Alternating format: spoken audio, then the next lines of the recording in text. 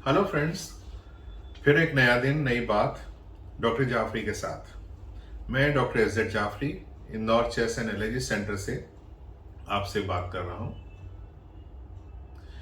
आज हम लोग डिस्कस करेंगे कि एलर्जी के सॉल्यूशंस क्या है।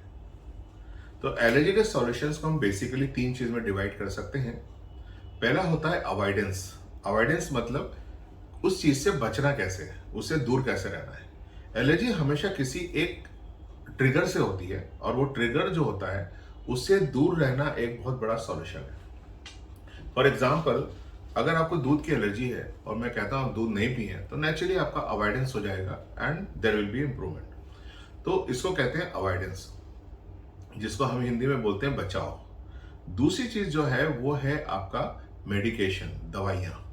दवाइयाँ जो होती हैं एलोपैथी, होम्योपैथिक, आयुर्वेदिक, यूनानी सभी पद्धतियों में दवाइयाँ होती हैं। और सबसे जो मैं, क्योंकि मैं एलोपैथी का डॉक्टर हूं तो मैं आपसे एलोपैथी की दवाइयों के बारे में ही चर्चा करूंगा। तो इसमें दवाइयों को हम लोग दो हिस्सों में बांटते हैं। एक होता है एंटी एलर्जिक्स और एक होता है बायोलॉजिकल्स।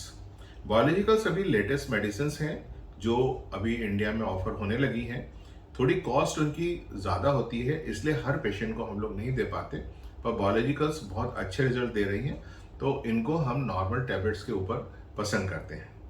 एलर्जी की जो टैबलेट्स होती हैं इनका एक मुख्य प्रॉब्लम ही होता है कि इनको लेने के बाद नींद बहुत आती है, तो इस कारण से हर पेशेंट उसको सही मात्रा में नहीं ले पाते हैं।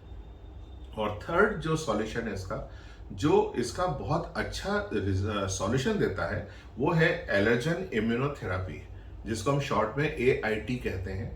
इसको कॉमनली एलर्जी वैक्सीन्स भी कहा जाता है, यूएसए में इसको एलर्जी शॉट्स कहते हैं।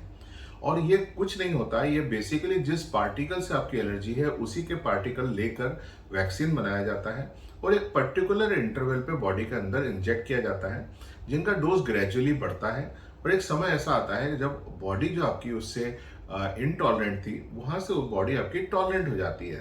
तो वही पार्टिकल एयर में रहता है, वही पेशेंट है, लेकिन अब उसकी बॉडी उतना रिएक्ट नहीं करती, तो रिक्वायरमेंट ऑफ मेडिसिन बहुत कम हो जाती है, क्वालिटी ऑफ लाइफ बहुत अच्छी हो जाती है। डॉक्टर के पास विजिट करना, हॉस्पिटल के पास विजिट करना, इमरजेंसी रूम में ER में विजिट करना, ये सब चीज़ों के अंदर बहुत सब्सटेंशियल कमी देखी जाती है। किसी किसी पेशेंट में तो इतना इंप्रूवमेंट हो जाता है कि वो एज गुड एज क्योर तक पहुंच जाते हैं, मतलब उनको कोई भी दवा नहीं लेना पड़ती और वो प्रैक्टिकली बीमारी को भूल चुके होते हैं। तो ये तीन बेसिक ट्रीटमेंट होते हैं एलर्जी के: अवॉइडेंस, दवाइयाँ और वैक्सीनेशन। यही इसका पूरा ट्रीटमेंट है। धन्यवाद।